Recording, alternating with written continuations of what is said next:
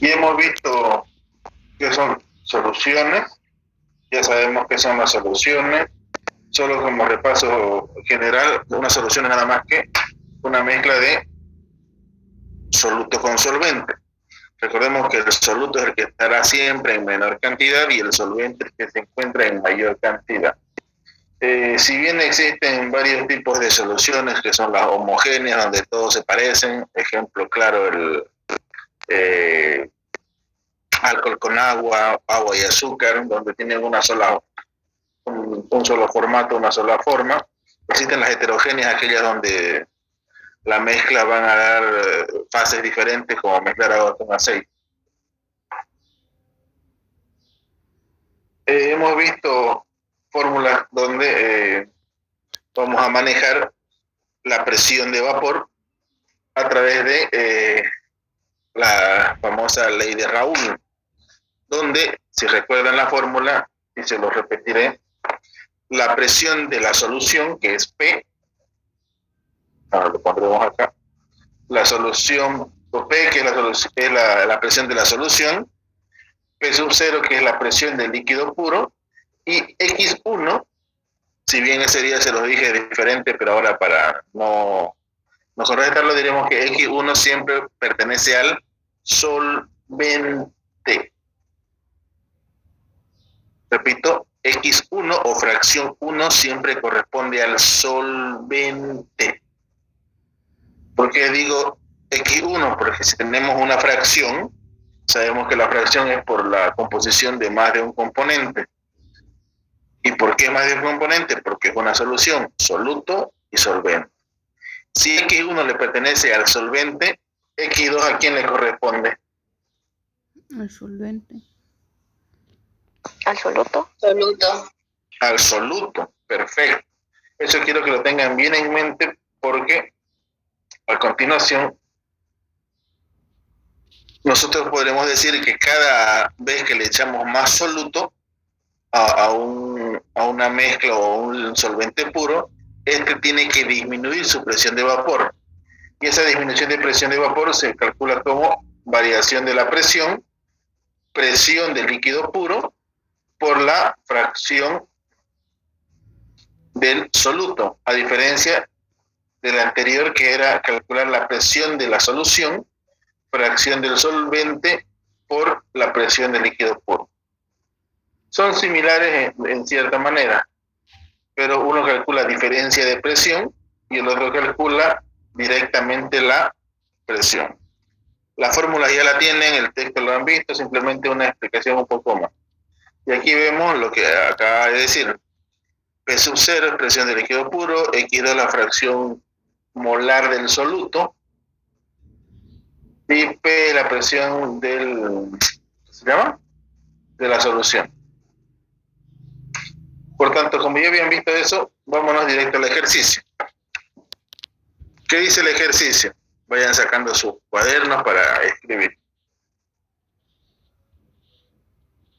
Dice, la presión de vapor del agua a 50 grados centígrados es 82.5 milímetros de mercurio. Calcular la cantidad de urea que se necesita agregar a una masa de 150 gramos de agua para que su presión de vapor disminuya en 3.57 milímetros de mercurio. Entonces, ¿qué estamos viendo aquí? Que vamos a tener un soluto, un solvente y una solución, y esta solución va a disminuir su presión de vapor. Pregunta rápida: ¿quién es el soluto y quién es el solvente?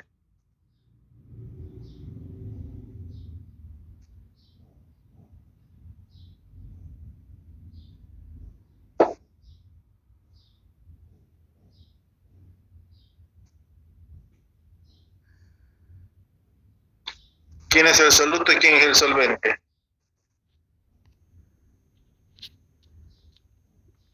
El soluto es la urea y el solvente es 150 gramos de agua.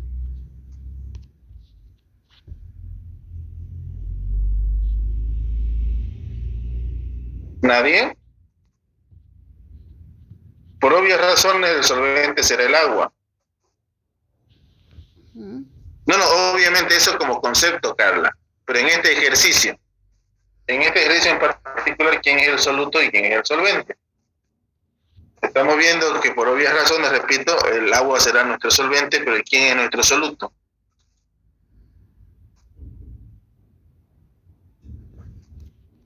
¿La urea? La urea. La urea, ok. Para poder resolver este ejercicio de presiones, utilizaremos las fórmulas que acabamos de ver. No existen más. Que la presión de una solución es igual a la fracción 1 por la presión de líquido puro, o la variación de presión es la fracción 2 por la presión de líquido puro, donde obviamente para poder desarrollarlo necesitamos los datos. Las fórmulas las podemos copiar y tener a un lado, aunque ustedes ya tienen su formulario, y lo que hago yo es poner los datos. Presión de líquido puro 82.5 milímetros de mercurio, la masa 1, recordemos que 1 es solvente y 2 es soluto, la masa 1, 150 gramos, peso molecular 1, obviamente el agua, 18 gramos mol. Dice que tengo una diferencia de presión de 3.57 milímetros de mercurio, ahí están. Eso le corresponde al solvente. Y para el soluto, tenemos que el soluto se llama urea, la fórmula de la urea será esa, y haciendo los cálculos correspondientes da un peso molecular de 60 gramos mol. Hasta ahí no he hecho nada más que poner lo que está arriba en forma ordenada. Lo único nuevo, por decir nuevo, es la urea, que ustedes deberían saber su fórmula y sacar el peso molecular. Ok, volviendo de nuevo, sabemos que vamos a tener que utilizar la fórmula de diferencia de presión, porque tenemos como dato diferencia de presión. Pero si tengo diferencia de presión, si tengo como dato diferencia de presión, tengo 3 partes de la fórmula. De estas 3 partes de la fórmula voy a utilizar esta y esta de acá. ¿Por qué? Porque ya tengo la presión del líquido puro y la fracción molar, que no la conozco, la puedo calcular. Y esta de acá ya no lo voy a usar. Ahora, ¿por qué hago eso? Porque me están pidiendo la masa de urea. Ok, veamos qué se hace. Si yo esto no lo veo, lo elimino. ¿Cómo despejan la fracción 2 de ahí?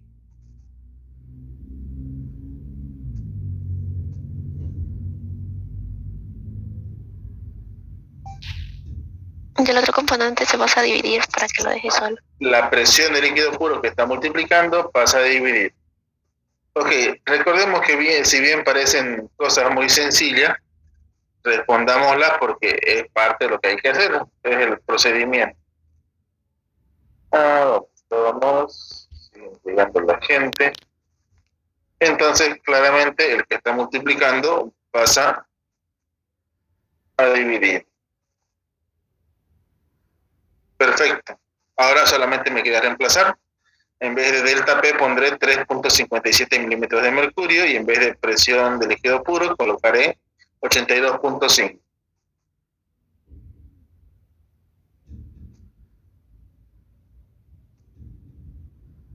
Teniendo un resultado de fracción 2 de 0,043. A ver, calcúlenlo para ver si no me equivoqué. Está bien, doctor. Ok.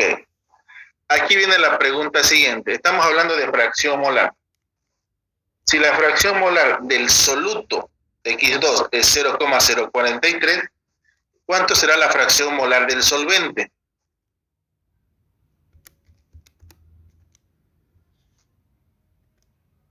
Ustedes me pueden decir, pero hay que hacer los cálculos. Sí, pero esos cálculos usted ya lo sabe. Si no lo sabe, hay que recordarlo. Recordemos que cualquier sumatoria de fracciones molares me tiene que dar como resultado final 1. Por tanto, si yo ya conozco una fracción molar del soluto y solamente sé que se puede mezclar con otra fracción molar que es el solvente, y ambos me van a dar 1, entonces la fracción del solvente será 1 menos la fracción del soluto. ¿No es cierto? Por tanto, ¿cuánto es la fracción del solvente? 0,957. Ahí está. Fracción 1 será 1 menos 0,043 igual a 0,957. Perfecto. Qué facilito van a decir, ok. Ahora viene lo supuestamente complicado, pero no es complicado bajo ningún término. ¿Cómo se calcula la fracción molar? ¿Cómo usted calcula una fracción molar? Dijimos en gases que había dos maneras, o con presiones o con Molaridad. Peso molecular. o con moles. Entonces, ¿cómo calcularía usted una fracción molar?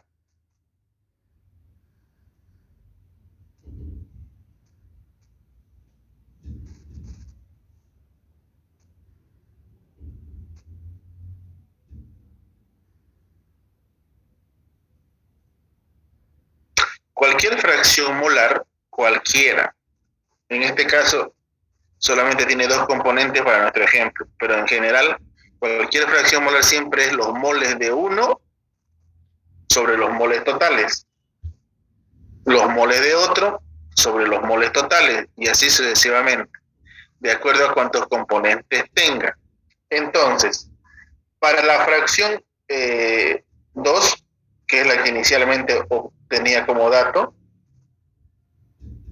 mi fracción 2 será los moles 2, o sea, los moles de soluto, sobre moles totales. ¿Ok? Pero usted va a decir, listen, yo no tengo ni moles de soluto ni moles totales. Tiene razón. Pero hay que acordarse, ¿de dónde vienen los moles totales?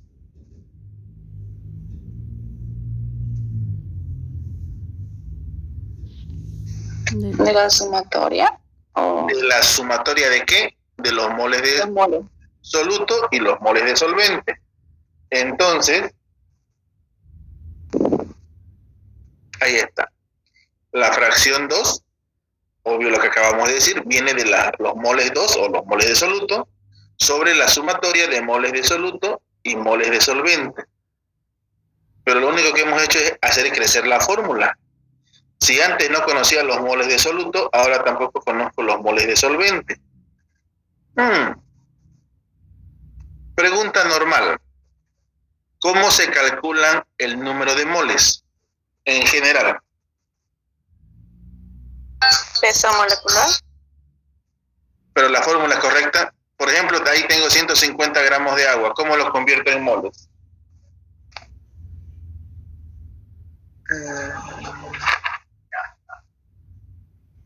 Nutrición.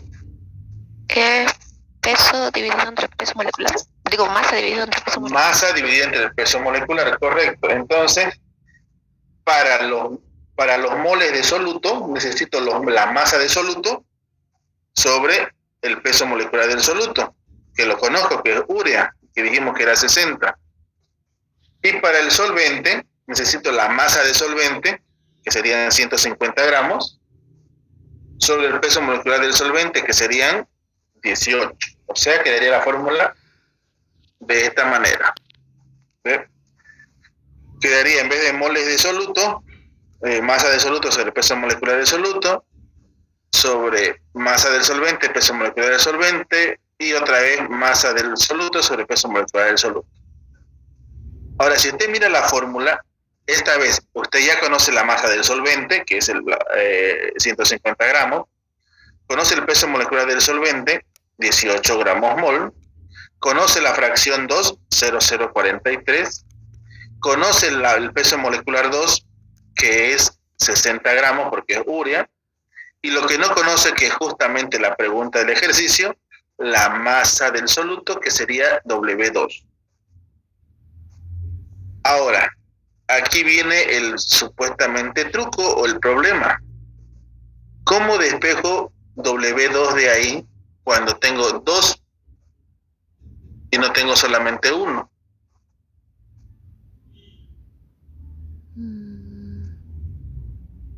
¿Puedo hacerlo? Sí, pero es largo.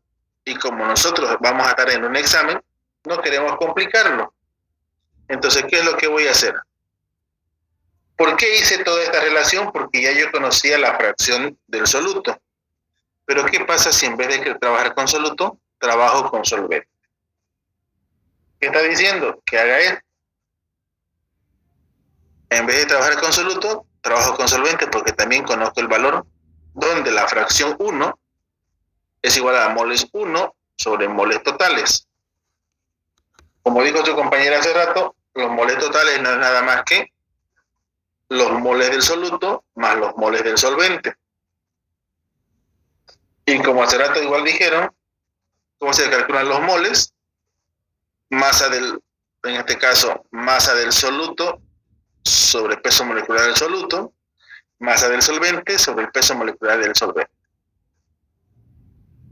En esta nueva adaptación, ¿cuántas masas de soluto tengo?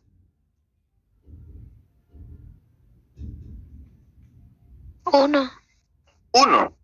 Y es más fácil despejar esta vez una sola masa de soluto, que solamente 1, los demás los conozco los datos y puedo reemplazar, que hacerlo en el anterior donde tenía 2 para despejar. Entonces hago eso. A través de esta nueva adaptación, conozco la fracción 1, reemplazo, conozco el peso molecular 1, reemplazo, conozco la masa 1, reemplazo, conozco el peso molecular 2 y simplemente reemplazo.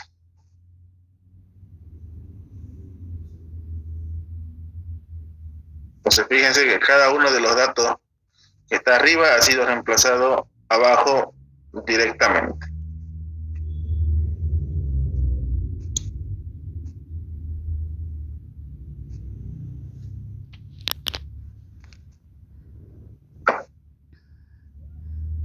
No recuerdo, ¿les pasé estas diapositivas? Creo que no, ¿no es cierto?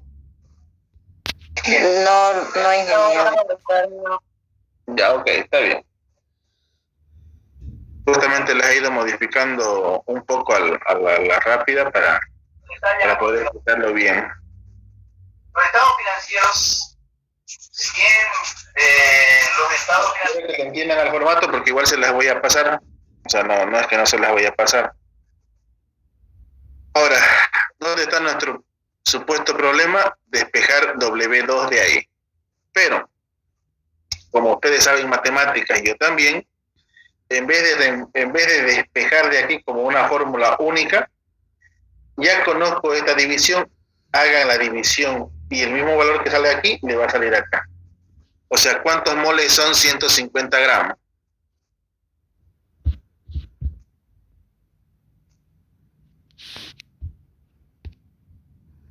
$8,33. Sin miedo, 150 y 18. 8,3. 8,3. Ahí está. 8.33. 33. Ahora se ve más bonito para poder despejarlo que lo que estaba hace rato. ¿Cómo se hace? Todo esto que está aquí abajo, todo esto que está dividiendo, lo paso a multiplicar y solo este numerito pasa a dividir, quedándome así. Cuidado, te está llevando solamente esto y olvidando todo esto pasa a multiplicar y este numerito pasa a dividir.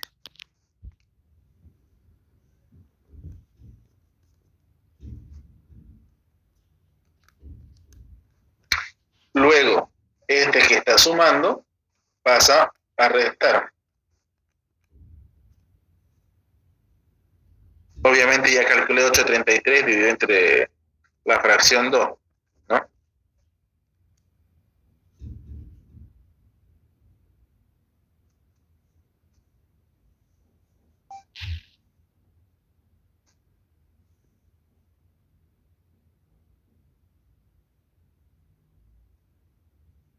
Quiero que a pesar de que lo están viendo, lo vayan resolviendo para ver si me equivoqué en algún momento, porque a veces me puedo equivocar. 0,374. Ok. la resta nos da eso. Y por último, el peso molecular que estaba dividiendo lo paso a multiplicar. Y como dijimos que era urea, lo multiplico por 60, dándome una masa final de 22,44. 22,40 gramos de urea.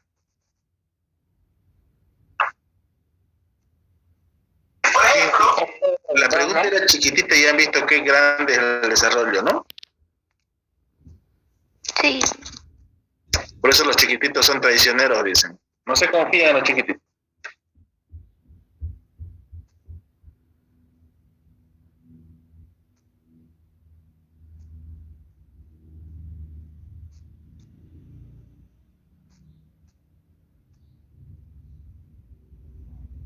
Pero algo que debo repetir efusivamente de nuevo es que en soluciones el 2 le corresponde al soluto y el 1 le corresponde al solvente siempre. ¿Quién se da el solvente? El que esté en mayor cantidad, soluto el que esté en menor cantidad, de acuerdo a los datos. Ahora, ¿no existe otro formato para resolverlo esto? No. ¿Fuera más fácil si me dieran la masa? Sí. Pero como queremos que hagan ejercicios, ya saben cómo es el formato de resolución.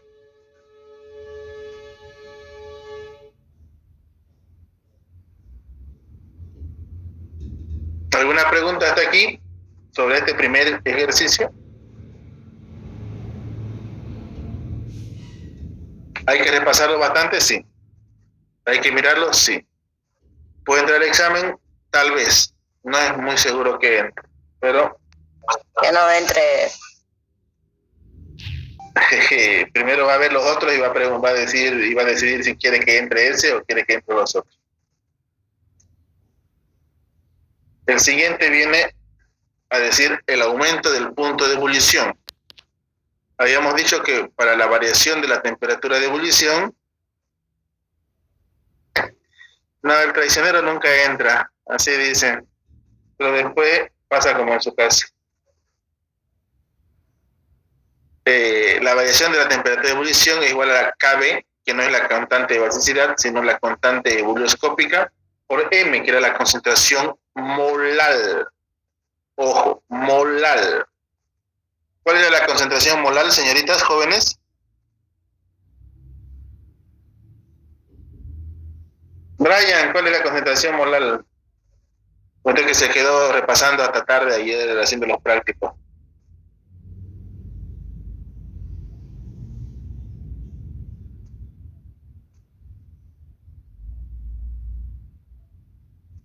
no lo sé. No te Brian, no te Brian. ¿Dónde está Jesús? Lo vi por ahí también. ¿Dónde está?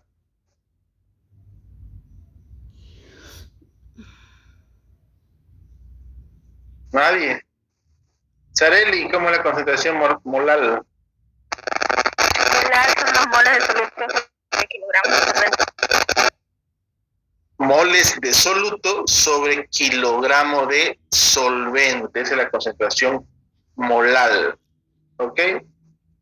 Entonces, esta misma fórmula, que es la chiquitita, esta M también viene desarrollada. Toma sus hormonas y crece a esta fórmula de acá, donde esa misma M está representada por los componentes de la concentración molar, que es los 1000, la masa del soluto, la masa del solvente y peso molecular del soluto, ¿no? Si usted mira masa sobre peso molecular, es los moles que tenía que ver y los 1000 que venían a ser los kilogramos. Por tanto, como es una sola única fórmula, ya sea de esta manera para poder calcular o pesos moleculares o masa, o directamente la pequeña para poder calcular la concentración molar si fuera el caso.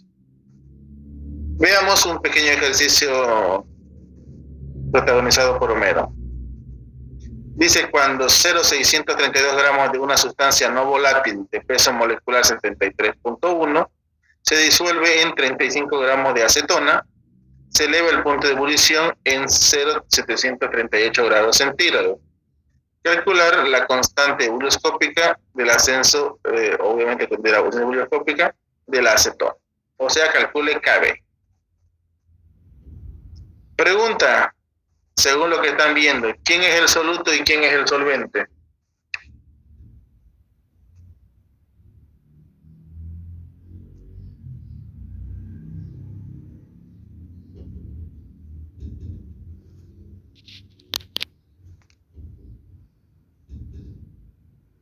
Solvente sería La acetona es el solvente. La acetona. La acetona es el solvente y el soluto es desconocido, ¿no? Sí. Correcto, bien. ¿Cuánto es el peso molecular de la acetona? ¿Cuál se debe tomar? Hermano, por prudencia. 70. Claro, tenemos. ¿Cuál es la fórmula de la acetona para saber su peso molecular? ¿Cuántas son las esferas del dragón? 7. Bien. Todas son 7, no importa si son dinamitoseídes, son superesferas, todas son 7. Bueno, mientras van pensando en el peso molecular de la acetona, esto se corta y volvemos a entrar rapidito para continuar.